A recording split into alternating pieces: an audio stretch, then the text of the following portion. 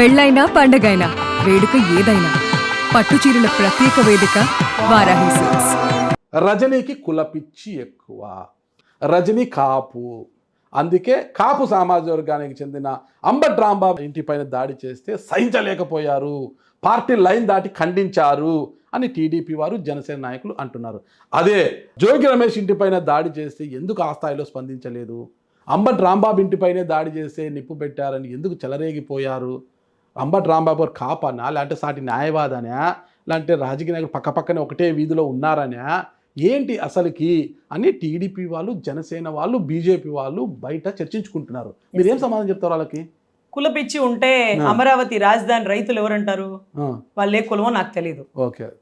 మీకు తెలంగాణ దిశ కేసులో 4 చనిపోయారు. ఈ రోజుకి వాళ్ళు ఏ కులాలో ఇప్పటికీ కూడా నాకు తెలీదు.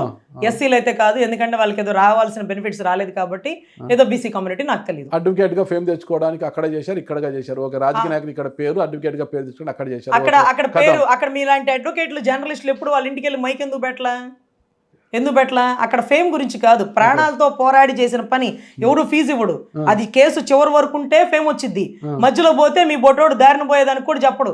అప్పట్లో ఒక ఇంటర్వ్యూకి వచ్చిందయా, మధ్యలో బస్సు యాక్సిడెంట్ అన్నారు, ఎవడేం చేశాడు మనకు తెలియదు అని చెప్పుకోవడానికి కూడా పనికిరారు. ఫేమ్ అనే పిచ్చి మాట అలాంటి కేసుల్లో వాడకూడదు. అది పీకల లోతు ప్రాణాలకు తెగించి కరోనా టైంలో ఆర్టీసీ బస్సుల్లో పోయి చేసాం. చక్కగా మంచిగా కోట్ వేసుకుని ఏసీ సీట్లో కూర్చొని 1-to-1 ఇంటర్వ్యూ చేయలే. అమ్మాయిని అత్యాచారం చేయడం కరెక్ట్ అంటారా? అమ్మాయిని అత్యాచారం చేసింది వాళ్ళు కాదు, ఎవరో పెద్దోళ్ళని దాచిపెట్టి పేదోళ్ళని ఇరికిచ్చారు. అదే ప్రత్యూషారెడ్డి గారు ఫైల్ పట్టుకొని సజ్జల గారి, అదేంటి మన సజ్జనార్ గారి చుట్టూ తిరుగుతుంటే తెలుసు కదా, మొన్నే కదా రెడ్డి గారు ఎవరో పేరు బయటకు వచ్చి సుప్రీంకోర్టు 23 సంవత్సరాల తర్వాత 4 వారాల్లో లొంగిపోయా అని 23 సంవత్సరాల తర్వాత సుప్రీంకోర్టు ఇచ్చిన తీర్పు. అది ప్రత్యూషాది, యాక్టర్ ప్రత్యూషాది. మీరు టేకప్ చేసింది అంతకుముందు తెలంగాణ దిశ కేసు. దానికి దీనికి సంబంధం. ఇది 23 సంవత్సరాల కిందడి. ప్రత్యూషాది ఆత్మహత్యకు ప్రేరేపించడము, ఆత్మహత్యకు ముందే అత్యాచారం జరగడము, ఇవన్నీ ఓకే. నిన్న జడ్జిమెంట్ వచ్చింది లొంగిపోమనేసి. అంతకుముందు 3 ఏళ్ల జైలు శిక్ష విధించారు, దానికే కట్టుబడి లొంగిపోమని ఇచ్చింది. అది వేకే. మీది దిశ కేసు విషయం గురించి మాట్లాడేది. దిశ కేసులో కూడా ఒక పెద్దోడు ఉన్నాడు, 4 పేదోళ్ళని బలి చేశారు. ఎవరు మేడం?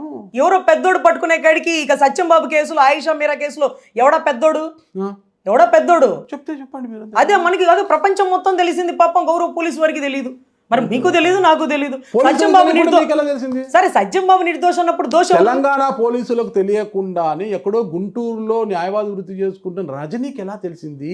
అక్కడ దోషులు మాత్రం వాళ్ళు కాదు, ఎలా తెలుసు? అరే ఎలా తెలుసు అంటే ఒక చిన్న లాజిక్. నేను ఒక లేడీగా ఎవరికైనా ఒక పెన్ ఇస్తే బ్యాంకులో, అది ఇచ్చే వరకు అక్కడే నుంచుంటా. ఎవరన్నా ఒక ఫోన్ మాట్లాడుకుంటానంటే ఆ ఫోన్ వాళ్ళకి స్పీకర్ ఆన్ చేసి మనమే ఇస్తాం, కానీ ఫోన్ వాళ్ళ చేతికి ఇవ్వం. ఓకే, ఒక ఆడపిల్లగా సరే, ఒక ఆడపిల్లను జాగ్రత్తగా ఉంటాం కాబట్టి, అందులో మధ్య తరగతి వాళ్ళం.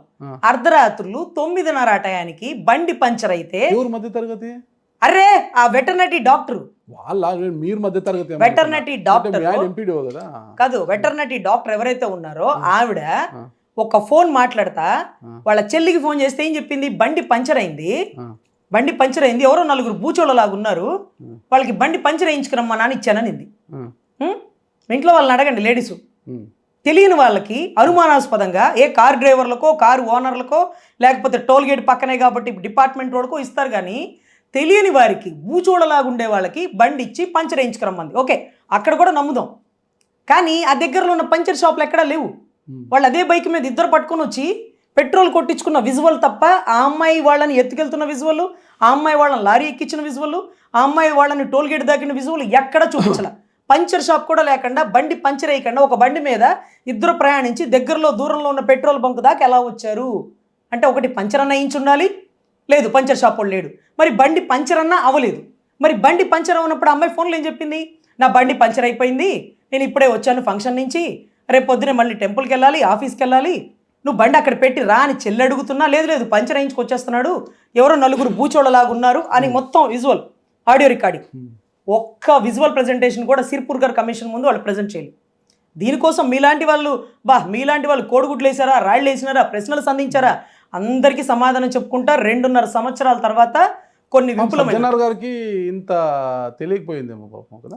సజ్జనార్ గారికి తెలియకపోయిందా? పొలిటికల్ ప్రెజర్ ఉందా? లేకపోతే 4 ఒకేసారి ఎన్కౌంటర్ ఎలా చేసేస్తారు? రివాల్వర్ మీ చేతికి ఇచ్చినా మీరు కాల్చడం చేతగాడు, దానికి పిన్ ఉంటుంది, దానికి బుల్లెట్స్ ఉంటుంది, దానికి రేంజ్ ఉంటుంది, షూట్ ప్లానింగ్ ఉంటుంది. నాకైతే ఏం తెలుసు, మీకు ఇన్ని తెలుసా? సార్ మేము యాజ్ అన్ అడ్వకేట్ గా మాకు ఆ ప్రొఫెషన్ లో గన్ను పెట్టుకుంటే గన్ను ఉందా మీకు? గన్ను లేదు సార్. గన్ను డైరెక్ట్ ఎప్పుడు చూడలేదు నేను. సార్ మాకు గన్ను లేదు, కానీ ఢిల్లీలో మాతో పాటు పనిచేసే సుప్రీంకోర్టు, మా సీనియర్లు సుప్రీంకోర్టు అడ్వకేట్ల వాళ్ళ దగ్గర చాలా మంది దగ్గర లైసెన్స్ రివాల్వర్ ఉంటుంది సార్. మీతో పాటు పనిచేస్తారు సుప్రీంకోర్టులో? సుప్రీంకోర్టులో పనిచేసే అడ్వకేట్ ఆన్ రికార్డుల దగ్గర కొంతమంది దగ్గర ఉండేవి. దాని గురించి మాకు కొంత అవగాహన ఉంది.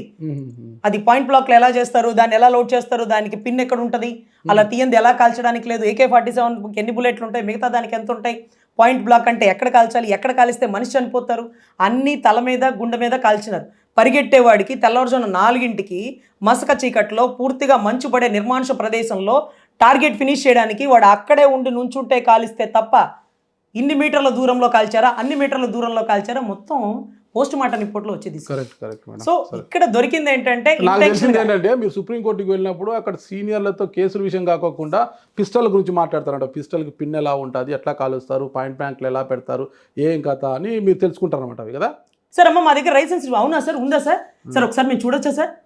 ఒకసారి చూపించండి సార్. సార్ బాగుంది సార్. సార్ ఇది ఇలాగ డైరెక్ట్ షూట్ చేస్తారు, అమ్మ మనకు అలా తెలియదు ఇవన్నీ చెప్తారు కదా.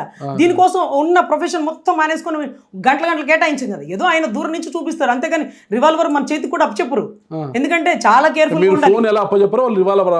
ఎవరు అప్పచెప్పరు, ఎందుకంటే వాళ్ళు ప్రతి బుల్లెట్ కి సమాధానం చెప్పాలా. ఎవరన్నా రివాల్వర్ తీసుకొని పారిపోయారు అనుకోండి, అప్పుడు ఇతను అరెస్ట్ చేసేస్తారు. సో అది చాలా ఇంపార్టెంట్. ఆ రివాల్వర్ ఇచ్చేటప్పుడే ఆ బుల్లెట్లు ఇన్ని మంత్స్కి మార్చాలా, ఇన్ని మంత్స్కి పెట్టాలా, దానికి సమాధానం చెప్పాలా, అది మీ దగ్గరే ఉండాలా, సెక్యూర్ మోడ్లో ఉండాలా, ఇంకోటి చాలా ఉంటుంది.